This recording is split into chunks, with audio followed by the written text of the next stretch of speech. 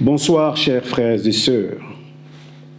Ouattara hier a bandé les muscles le 7 août 2026 et tous vous êtes dit « Ah, on peut remporter la guerre face à l'AES parce que Ouattara a montré que nous sommes la nation la plus sécurisée d'Afrique. » Une belle armée, oui, nous avons une belle armée ivoirienne. Mais au service de qui? C'est comme nous avions une belle équipe nationale qui pouvait prendre la coupe du monde. Mais elle était au service, cette équipe était au service de qui? Des intérêts de qui? De la Côte d'Ivoire ou d'un clan qui a bradé notre dignité pour de l'argent ou pour d'autres intérêts inavoués. Eh bien, c'est comme ça l'armée ivoirienne. C'est une belle armée ivoirienne. On est fiers d'avoir cette armée ivoirienne. Mais elle sera d'abord au service de qui?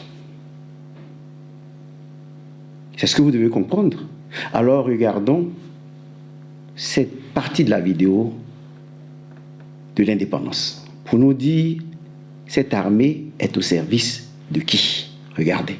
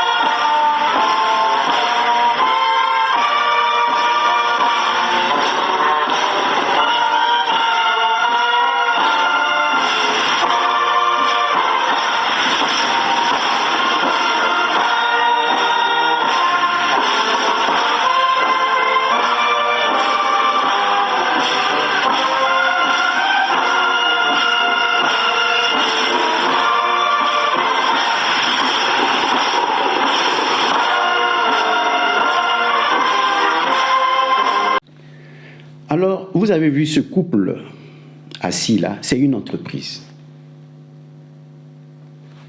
Des personnes ont écrit là-dessus pour démontrer que c'est une entreprise. Le véritable président, ce n'est pas le noir que vous connaissez tous, Alassane Ouattara. Le véritable président, en fait, c'est une présidente, c'est celle qui est à côté. À qui il rend compte. Le dictateur rend compte à chaque fois. Il lui parle. Alors qu'elle est arrivée avant toi en Côte d'Ivoire. Dominique Ouattara est arrivé avant Alassane Ouattara en Côte d'Ivoire. Elle était déjà dans les jambes du président Houphouët-Boigny. Vous voyez, on l'a montré déjà avec Beau Gustave, les grands milliardaires de Côte d'Ivoire qui ont bâti la Côte d'Ivoire. Elle était déjà là-bas. Donc, en fait, qu'est-ce qu'il lui raconte pendant qu'il regarde l'hélicoptère ou l'armée? Il rend compte parce que c'est elle, en réalité, qui dirige. C'est-à-dire, lui, il vole l'argent du pays, il prend l'argent du pays, et elle est chargée de recycler cet argent. La preuve, vous voyez que les deux ont commencé tôt, ils n'ont pas d'enfants. En Afrique, c'est douloureux. Hein? C'est-à-dire une femme qui est mariée, qui n'a pas d'enfant, alors que les deux sont capables d'en faire, c'est un problème. Mais pourquoi? Parce que On n'est même pas sûr que les deux vont ensemble.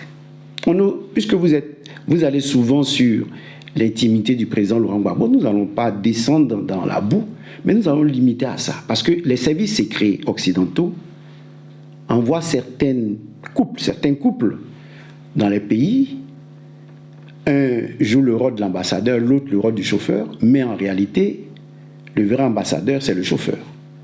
Donc ici, elle est l'épouse de Ouattara, mais en réalité, c'est elle qui commande. D'abord, il faut que vous mettiez ça dans la tête. C'est elle qui commande, c'est elle qui reçoit les ordres et elle dirige tout. Et vous savez qu'il faut lire le scénario. Ouattara devait faire le mort et disparaître et on devait introduire son frère. Mais il est sorti de sa cachette et là, le torchon brûle toujours. Vous la voyez, vous avez vu pendant tout le temps défiler, les mains croisées. Elle avait peur parce qu'il est malade. Il est malade. Il suffit de regarder son visage. Il est malade, beaucoup malade. Regardez ce visage. Cet homme vraiment malade s'en fout. Il se dit qu'il s'en va et il veut nous entraîner avec lui. Et c'est ce qu'il faut comprendre, les Ivoiriens, les militaires. Un homme triste, dans le fond. Un homme qui se sent condamné. Et condamne tous les Ivoiriens avec lui, dans sa haine. Regardez-le et réfléchissez par 2 fois avant de vous engager dans une guerre contre l'AES pour le petit frère Teni Birahima Ouattara. Regardez ici Alassane Ouattara marcher, c'est là que vous allez comprendre qu'il y a un sosie. Focalisez-vous aussi sur les jambes, parce que son sosie a des jambes plus solides. Et là, vous voyez comment il marche, eh bien c'est le vrai Ouattara celui-là, titubant. Alors que le président Laurent Gbagbo a connu des séquelles, lui non, et voilà qu'il marche titubant. Ceci dit, nous allons nous interroger sur cette guerre contre l'AES. Qu'est-ce que l'AES a fait à la Côte d'Ivoire pour que Tchani nous dise qu'il y a des mercenaires qui sont prêts à s'attaquer à l'AES? Pourquoi? Eh bien, il faut interroger cette armée. Il faut interroger les Ivoiriens. Pourquoi Ouattara est prêt à s'attaquer à l'AES? Eh bien, Tchani nous répond. Le général Tchani nous dit pourquoi. C'est à ça que ce général faisait allusion. Un autre homme politique, également français bien sûr, vous vous rappelez de Thierry Le Breton, avait ouvertement dit, et je le cite, je dis bien je le cite, je l'ai cité une fois ici, mais on ne citera jamais assez pour que ceux qui continuent à somnoler se réveillent. Donc je le cite, c'est la stupidité d'un certain Emmanuel Macron qui a ouvert les yeux des Africains. Si les colonies africaines de la France nous échappent, j'ai dit si les colonies, je n'ai pas dit les anciennes colonies, si les colonies de la France échappent, l'immigration va changer de direction. Leurs enfants, leurs petits-enfants vont chercher leur subsistance en Afrique. Le Mali, le Niger et le Burkina seront considérés comme un exemple pour l'Afrique. Et l'Europe unie doit combattre cette vision. un de ces trois putschistes doit tomber. Les autres vont se raviser. L'Afrique n'a pas d'histoire. L'Afrique ne peut diriger le monde. Fin de citation. Eh bien, le président du Niger est clair. Les Français ne veulent pas de la souveraineté de l'AES. Parce que si l'AES est libre, l'Afrique sera libre. Parce qu'ils seront un mauvais exemple pour les autres pays. Donc c'est l'esclave qu'on frappe pour ne pas que les autres suivent son exemple. Simple. Alors, si vous, commando militaire, armée ivoirienne, allez contre l'AES, c'est-à-dire que vous êtes des négriers, sinon des tirailleurs sénégalais au service de Macron. Parce qu'ils ont installé ce couple pour que ce couple vous dirige, vous mate. C'est dans cet esprit-là qu'est mort le général de division Demali Justin. Donc, si vous allez combattre le Niger, cela veut dire que cette belle armée n'est pas au service du peuple ivoirien, du peuple souverain ivoirien, mais au service d'une mafia française et au service du clan Ouattara, du couple Ouattara, qui est en fait une entreprise à la tête de l'État. Et voyez comment nous souffrons en Côte d'Ivoire. C'est-à-dire, aujourd'hui, on devait adopter des lois pour ne pas que les supermarchés vendent certains produits. Par exemple, les produits vivriers ne doivent pas être vendus par les supermarchés. Les produits vivriers doivent être vendus par les coopératives des femmes africaines, des femmes gourou, des femmes djoula. On ne doit pas vendre les vivriers dans les supermarchés. Parce que là, c'est voler la souveraineté économique du pays. Parce qu'il faut que l'argent reste dans le pays. Il faut que la nourriture reste dans le pays. Si nous dépendons sur le plan alimentaire de ces supermarchés, le jour où il y aura une crise en Côte d'Ivoire, que ces supermarchés vont fermer, nous allons mourir de faim. Nous allons mourir de faim. Donc ici, l'AES lutte pour sa souveraineté. Mais voilà qu'on est en train de former une armée qu'on manipule pour être extrémistes. On leur fait croire qu'ils se battent pour la religion, comme ils ont fait croire au Nord, aux jeunes du Nord qui se battent pour un boubou. Et à la fin, qu'est-ce qui s'est passé? Ce n'est pas pour un boubou qu'on se battait. On se battait pour installer le couple au pouvoir, pour engranger plein de milliards, à reverser à travers des circuits cachés à des personnes, à la mafia qui protègent le pouvoir d'Alassane Ouattara. Donc ici, il faut comprendre que nous luttons pour la souveraineté de notre pays. Et vous, militaires ivoiriens, vous n'avez pas le droit de vous attaquer au Burkina Faso, au Mali, au Niger. Parce que le général Tchani a dit, on vous a fait croire que le Burkina Faso voulait vous attaquer. Cela signifie quoi? Cela signifie que Ouattara peut faire porter des tenues aux terreaux qui sont en Côte d'Ivoire pour aller s'attaquer au Burkina Faso, et les Burkinabés, Ibrahim Traoré va croire que c'est l'armée ivoirienne qui les a attaqués et ainsi enclencher les hostilités. Vous voyez? Ou eux-mêmes, ils peuvent prendre des tenues burkinabés, s'attaquer à la Côte d'Ivoire, et la Côte d'Ivoire va dire, voilà, nous avons été attaqués par Ibrahim Traoré, par Tchani, et nous répliquons. Donc, l'armée ivoirienne doit être rigoureuse comme le général de division des Mali, Justin, pour ne pas tomber dans ce piège, parce que vous allez être massacrés. Et pourquoi?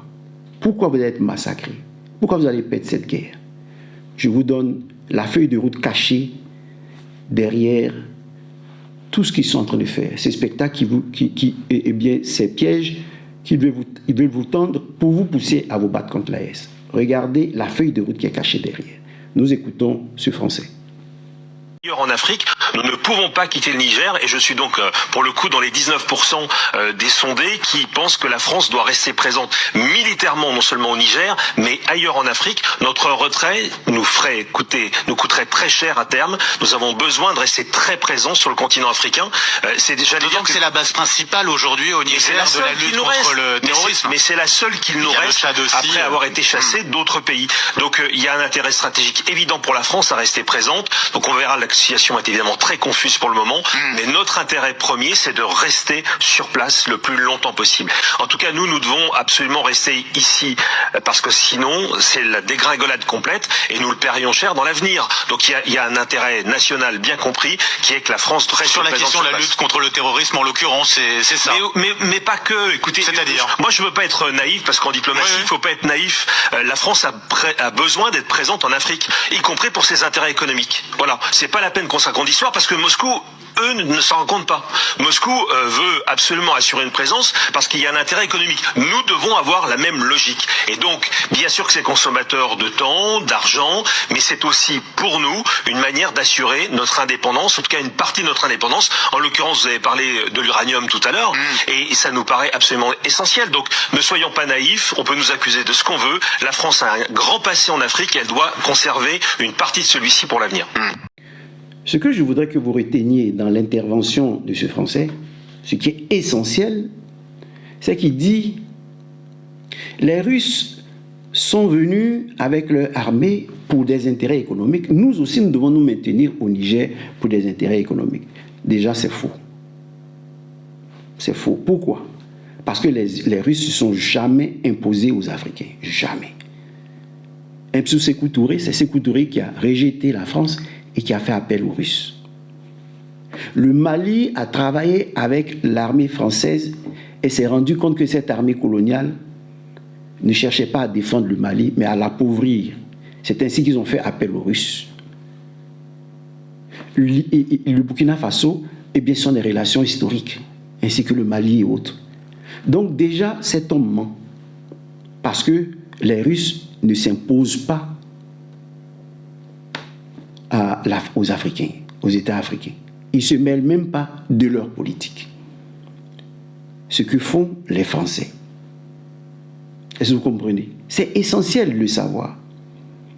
Et le second volet que vous devez comprendre, c'est que pour contredire cet homme, il faut prendre l'exemple du président Laurent Gbagbo. On a accusé le président Laurent Gbagbo d'être pro-français. Pourquoi? Parce que lui, il s'est dit, bon, dans tous les cas, nous avons des Africains en France. Nous avons notre histoire en France. Nous sommes liés à la France. Nous devons nous comporter en êtres humains. Alors le président Laurent Gbagbo leur laissait certains marchés pour que la France tourne. Mais demandait des accords gagnant-gagnant. Donc, même si je vous remets une entreprise, c'est ce que beaucoup n'ont pas compris, même des politiciens chevronnés n'ont pas compris, même si je vous donne une entreprise, je vous donne le marché, je vous donne des marchés à certaines multinationales. C'est ce que le président Gbagbo a fait. Mais en retour, je voudrais que nous arrivions à des accords gagnant-gagnant. Si je vends l'or, si vous avez 100 000 francs, vous gardez 50 000, j'ai 50 000. Voilà le but du président Laurent Gbagbo. Mais eux, qu'est-ce qu'ils ont fait? Ils n'ont pas voulu. Ils ont rejeté cette proposition parce qu'ils veulent nous traiter comme des colonies. Et comme le président Tchani a dit, ils ne veulent pas que nous nous développions pour que l'immigration se fasse en sens inverse. Comme ça se fait entre le Portugal et l'Angola, par exemple. Vous voyez, donc ici, les Français refusent de traiter avec nous, alors que nous avons des relations historiques. Si nous devons vendre, eh bien, s'ils payent à 50%, on va leur donner ce qu'ils veulent. L'uranium à 50%, l'or du Burkina Faso à 50%, le pétrole, le gaz du Mali à 50%. Non, ils ne veulent pas. Ils veulent nous imposer 8% sur nos produits, comme aujourd'hui Alassane Ouattara le fait. C'est-à-dire, vous avez 100 000, eux, ils vous donnent 8 000 francs, et puis ils prennent 92 000. Chani dit non, ça ne peut plus continuer comme ça. Ibrahim Traoré dit non, ça ne peut pas continuer comme ça. Assimi Goïta, le président Laurent Gbagbo dit non. Vous comprenez? Ils disent non. Parce que nous aussi, nous avons des bouches à nourrir. Comment vous voulez prendre 8%, vous voulez nous donner 8%, et vous prenez le reste? Non. On veut des accords gagnant-gagnant. Et eux, ils nous font la guerre parce qu'ils refusent les accords gagnant-gagnant.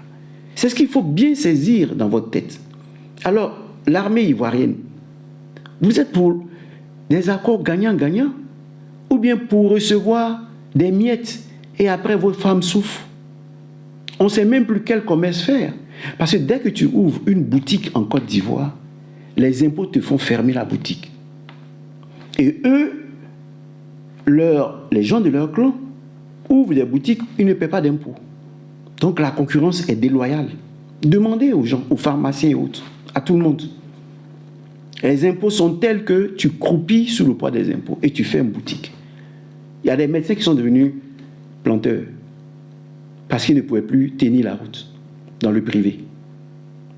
Vous voyez, cela n'est pas une bonne chose. Mais ce qui est essentiel à comprendre, c'est que quand on parle de la Russie et de la France, cela veut dire qu'il y a un transfert de la guerre d'Ukraine en Afrique. Qu'est-ce qu'il faut comprendre?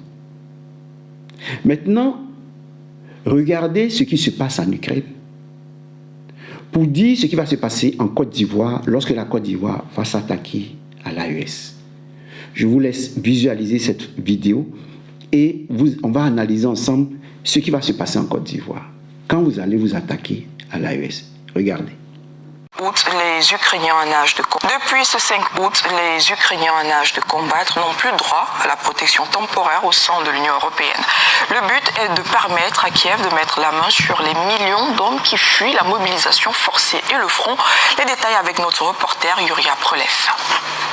L'étau se resserre autour des hommes ukrainiens, car avec la complicité de l'Union européenne, Kiev est prêt à de plus en plus de radicalité. L'objectif est clair, envoyer de la chair fraîche au front afin de combler les pertes et rendre la vie impossible à ceux qui cherchent à le fuir. La route de l'Union européenne leur est désormais fermée.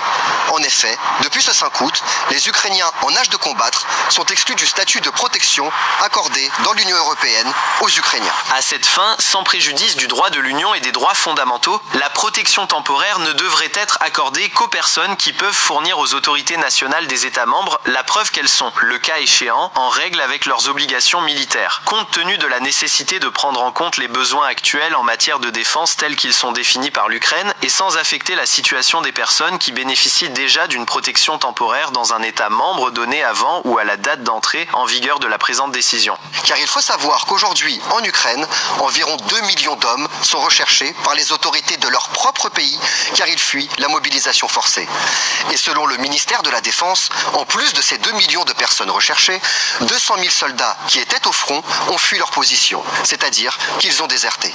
Et ces chiffres sont probablement encore plus élevés car en raison de la corruption, certains déserteurs ne sont pas recherchés par les autorités de leur pays. Ces millions d'Ukrainiens vivent cachés pour fuir les patrouilles des centres de recrutement. Car une fois contrôlés, la fin est systématiquement la même. Des hommes en cagoule surgissent, les attrapent devant femmes et enfants et les jettent de force dans des bus. Une fois dans les centres de recrutement, ces nouvelles recrues sont souvent frappées, enchaînées et humiliées, avant d'être envoyées au front. Afin de rendre la vie impossible à ceux qui se cachent, le gouvernement ne manque pas d'imagination. Si vous fermez un compte bancaire, est-ce que l'homme en question se retrouve automatiquement en première ligne? Il est privé de ce qui lui permet de se sentir à l'aise dans la société. Tout comme une personne qu'on attrape pour un crime et qui finit emprisonnée, cette personne ne peut pas profiter de la vie dans cette société. Vous avez bien entendu. La prochaine étape est de fermer le compte en banque de ces millions d'Ukrainiens. pour les empêcher de survivre et de nourrir leur famille. Tout ça pour les envoyer au front. Et une fois au front, ces Ukrainiens font face en réalité à deux ennemis. L'armée russe, bien évidemment, mais aussi certains officiers de l'armée ukrainienne. Car dans le cas où ces hommes, démotivés, lâcheraient leur position, certains officiers de haut rang appellent à les abattre. Commandant, votre attention, un rappel concernant les nôtres. Les nôtres n'existent pas. Il y a une demande spécifique à la radio. La permission de bouger. Tout le reste est un ennemi. Tout ce qui bouge est un ennemi. Quiconque s'enfuit de sa position est un déserteur. Et ce sont aussi des ennemis. Suivez cette règle. Lorsqu'ils ne sont pas abattus sur le champ de bataille, ces hommes sont frappés dans leurs unités, parfois torturés ou parfois disparaissent. Un immense scandale a par exemple éclaté récemment au sein du bataillon Skala. La torture et le meurtre étaient la base. Une base établie directement par les officiers. Pendant ce temps, Zelensky jongle avec les chiffres des pertes comme on jongle avec des boules de loto. En février, il annonçait que l'armée ukrainienne avait subi 55 000 pertes depuis 2022. Des chiffres auxquels même les plus propagandistes des Ukrainiens ne croient plus. Mais il a fait encore plus fort.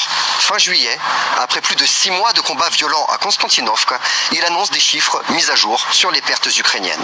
Et là, il faut avoir le cœur bien accroché. 50 000 soldats tués. 5 000 ont donc ressuscité. Peut-être par la grâce de Bruxelles. Yuri Aprolev, pour RT en français, depuis Moscou. Eh bien, c'est simple. Vous voyez, l'Union européenne a abandonné le peuple ukrainien.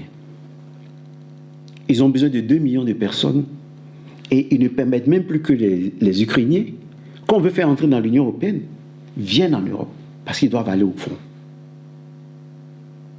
Quelle est la conséquence de telles décisions? La diminution drastique de la démographie ukrainienne. Ils vont perdre leurs armées, ils vont perdre leurs jeunes, la population va baisser et ils auront accès aux terres rares. Pourquoi? Parce qu'au gouvernement, ils vont mettre quelqu'un qui va leur céder les terres rares. Malheureusement pour eux, la Russie va prendre possession de ces territoires et récupérer les terres rares. Mais maintenant, quelle est la conséquence en Côte d'Ivoire?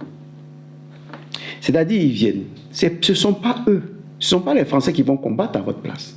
Ce ne sont pas les Ukrainiens qui vont combattre à votre place. Ils seront vos instructeurs. Maintenant, vous, militaires ivoiriens, vous allez aller combattre l'AES. Vous allez vous massacrer. Et pendant que vous vous massacrez, et qu'est-ce qui se passe? Ils réussissent à diminuer les soldats burkinabés, les soldats nigériens, les soldats ivoiriens. Une fois que les soldats ont diminué et que les têtes chaudes, les soldats républicains ont diminué, eh bien l'armée sera gouvernée par l'armée française. Et maintenant, ils vont installer le président qu'ils veulent. Donc voilà la feuille de route cachée derrière ce qu'on vous demande de faire. Ils veulent que vous vous massacriez, que votre démographie diminue, que les militaires diminuent, et à la fin, ils vont recoloniser l'Afrique. Parce que ce sont leurs soldats qui vont mettre des extrémistes, des mercenaires à leur côté et imposer les présidents qu'ils veulent. Et ainsi avoir accès à nos minerais sans problème. Parce que comme Tchani l'a dit, ils se sont dit, le général Tchani, ils se sont dit, il faut éliminer Assimi Goïta, Ibrahim Traoré et Tchani pour que ce soit un exemple pour les autres et qu'on ne parle plus de souveraineté. Ainsi, nous allons vivre sur des terres où ils vont diminuer de plus en plus notre démographie parce qu'ils vont susciter une haine telle que lorsque le Nigérien va voir l'Ivoirien, il va le haïr, il va voir le Malien, plutôt l'Ivoirien va le haïr, tout le monde va nous haïr. Mais puisque c'est la base arrière qu'ils veulent, parce que la Côte d'Ivoire est riche en beaucoup de minerais. Donc, eux, ils vont s'installer et amener l'AES à nous haïr à travers le combat des militaires ivoiriens. Alors, qu'est-ce que le président Laurent Gbagbo nous propose comme solution? Écoutez-le. Il faut étudier ça. Pourquoi Assimi Goïta a pris le pouvoir au Mali et il est soutenu par la population?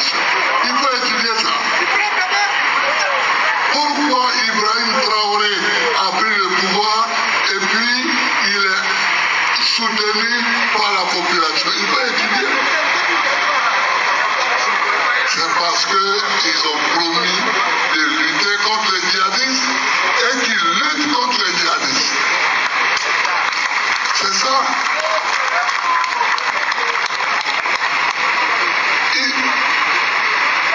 Mais Ibrahim Traoré n'est même plus à son bureau. Il est sur le terrain. Il est sur le terrain. Donc, au lieu que la CEDEAO fasse des communiqués pour leur donner des ordres méchants et les obliger à faire des élections comme si les élections pouvaient régler le problème du djihadisme, non. Je propose à la CEDEAO de créer une brigade anti-djihadiste.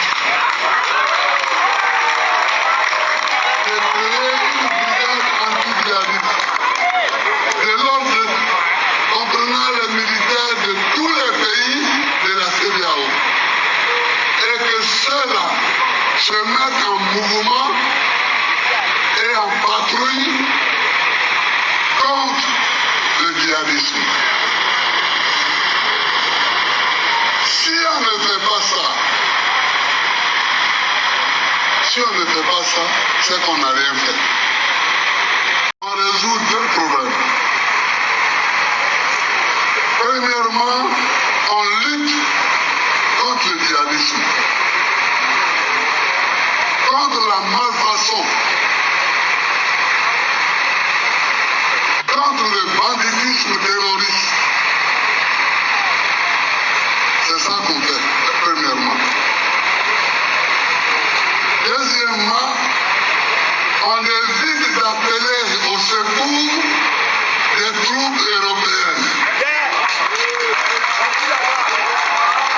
On n'appelle pas au secours des troupes européennes. Parce que nous-mêmes, nous nous mettons en mouvement pour régler nos problèmes. Il y a des problèmes pour lesquels on est obligé d'appeler tel ou tel pays européen pour nous aider. Mais pour lutter contre les djihadistes, on peut se mettre en mouvement et créer notre brigade anti-djihadiste de la CEDEAO et d'aller lutter contre le fondamentalisme djihadiste. Il nous propose l'union des armées. Parce qu'ils disent que, il dit plutôt que ces présidents ont promis de lutter contre le terrorisme et ils le font. Et ils le font. Ils ont promis de lutter contre le terrorisme et ils le font. Voilà pourquoi, lorsqu'on étudie la situation, le peuple suit Assimi Goïta, suit Tchani, suit Ibrahim Traoré. Parce qu'ils savent qu'ils gèrent eux-mêmes leur propre bien. Ils gèrent eux-mêmes leur propre bien. Contrairement à la Côte d'Ivoire, qui est un état de terreau. Vous voulez que je vous donne un exemple? Eh bien, regardez l'exemple. Regardez ici ce que dit Alassane Ouattara, qui l'incrimine. Regardez. Mes chers compatriotes, conformément aux prérogatives que me confère la Constitution, j'ai signé 2 décrets au titre de la justice. Le premier décret accorde la grâce présidentielle à 2064 détenus et le second décret une remise de peine à 2597 détenus dont le reliquat de la peine est inférieur à 36 mois.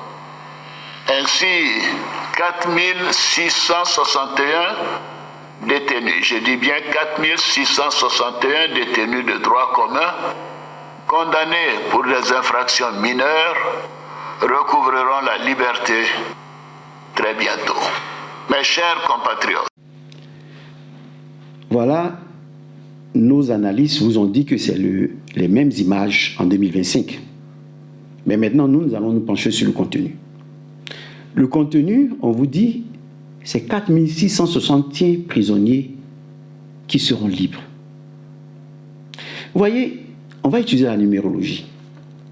4661, vous faites 4 plus 6, 10, 10 plus 6, 10 plus 6, ça fait 7, et 1, ça fait 8. 8, ça veut dire quoi? Il vient de dire de manière, à travers un message subliminal, que j'ai finalement fondé l'État terreau-terreau qui sera au service de la France. Parce que 8, ce sont les fondations.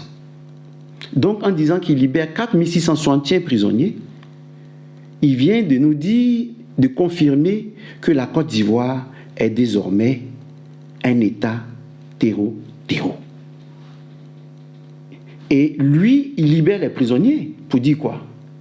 Eh bien, la prison est une forme moderne de prise d'otage. Qu'est-ce que les terreaux font en général? Ils prennent en otage des personnalités, des personnes importantes, pour faire plier le gouvernement, pour faire libérer leurs prisonniers. Mais ici, ce sont eux qui sont à la tête de l'État.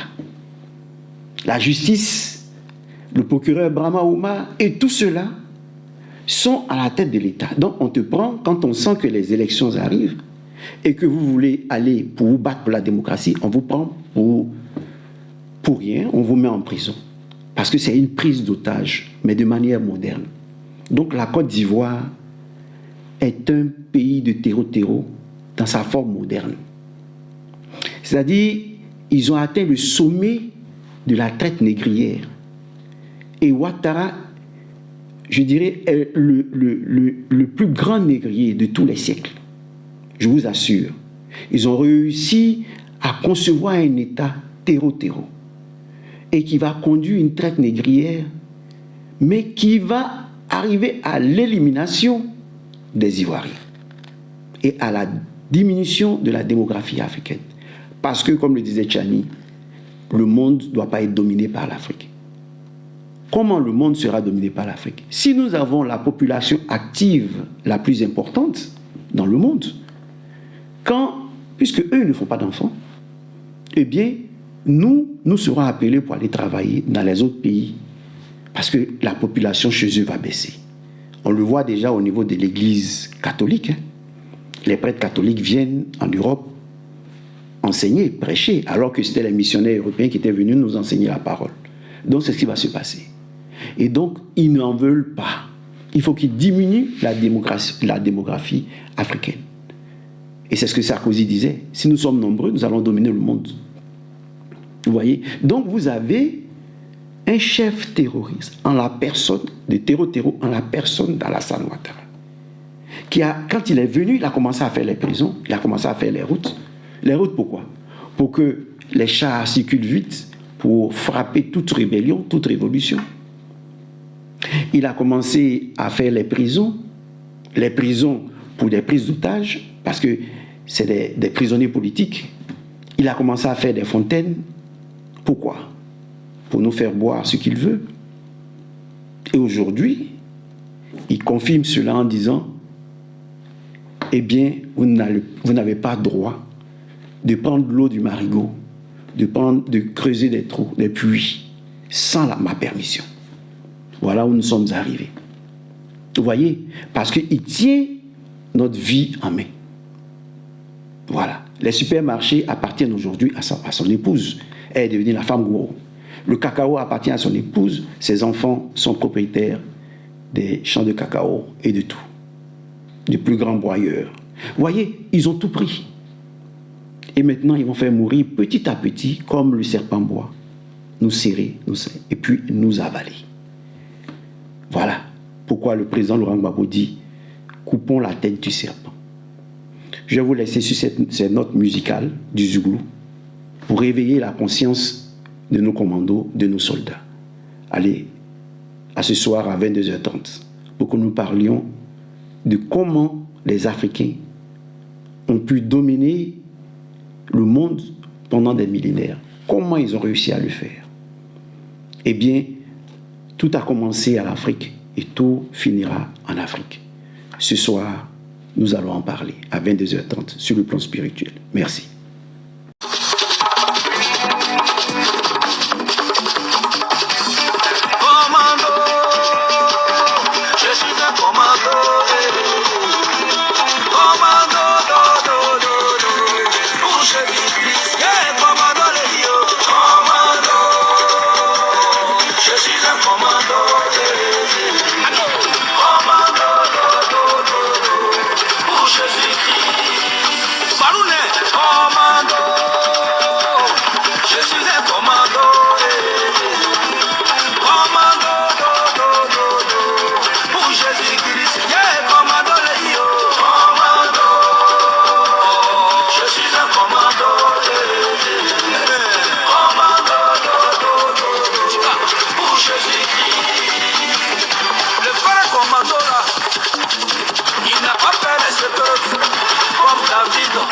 Face à Goliath, c'est ça on dit commando, commando, commando.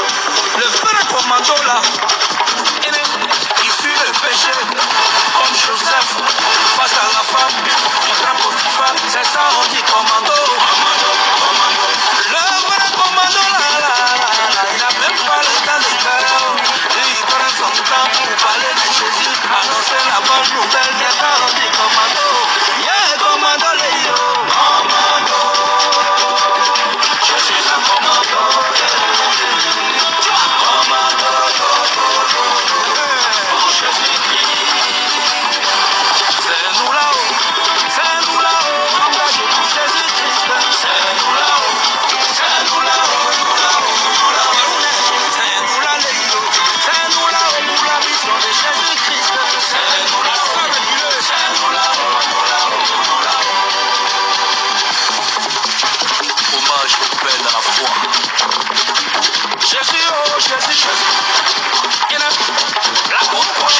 Voici Grégoire, un bon chrétien, pendant la louange, c'est lui qui donne beaucoup, mais il a un problème, il aime trop l'alcool, il y a beaucoup de goût dans son corps, il y a pas dans son corps, il faut le changer, il faut le changer, il faut le changer, pour sortir on the beat. Jésus, oh Jésus, Jésus, Dieu vivant, ok, voici la sœur, une bonne chrétienne, toujours à l'église, en train de prier, alors qu'en vérité, là-bas à la maison, elle ne respecte pas Jésus son mari, elle veut le patiner, elle veut le blesser, elle veut le